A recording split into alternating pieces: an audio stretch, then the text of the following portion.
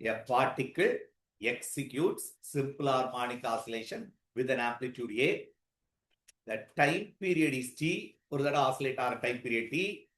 The minimum time taken by the particle to travel half the amplitude from the equilibrium position. அதே இது அதுல angle கேட்டாங்க, இது time period கேட்டிருக்காங்க. அதே இது 0, இது A.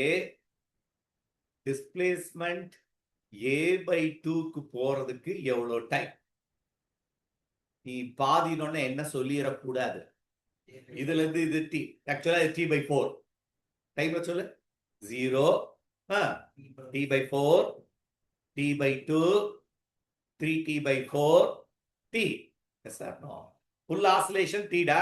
Beat position 0, T/4, T/2, 3T/4, T. ஆனா உடனே நீ என்ன சொல்லிடக்கூடாது, T/4ல பாதி சார் சொன்னா தப்பாயிரும். இது நம்ம ஒழுங்கா அண்டர்ஸ்டாண்ட் பண்ணி செய்யும். இப்போ நம்ம டிஸ்பிளேஸ்மெண்ட் ஈக்குவேஷன் நம்மகிட்ட இருக்கு. என்ன formula? A sin omega t. X என்ன? A/2 தானே. A/2ல ஒமேகா டி என்ன? Sine omega t. ஆல்ரெடி நம்ம போட்டு இந்த சம்ம A கேன்சல் ஆயிடுச்சு. Omega t is equal to sine inverse of 1/2 is nothing but எவ்வளவு? 30 degree, which is equal to π/6. இதுவரை கிளியரா இருக்கியா? இப்போ நமக்கு டைம் வெளியே எடுக்கிறோம். டைம் தான் கேட்டிருக்கு. π/6 by omega. Omega is nothing but 2π/t தானே. அவ்வளவுதான் போட்டு π divided by 6 into omega is 2π/t. கிளியரா இருக்கியா?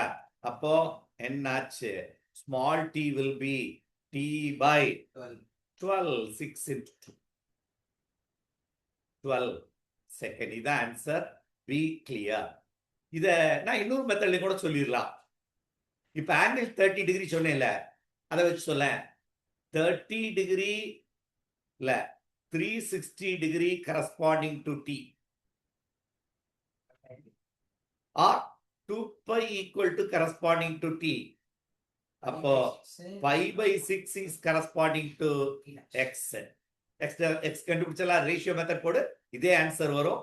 ஆனா அண்டர்ஸ்டாண்டிங் தான் முக்கியம். இந்த மெத்தட்லையும் போடலாம். அதை விட இதான் ஆக்சுவலா பிராக்டிக்கலா கரெக்டான மெத்தட்.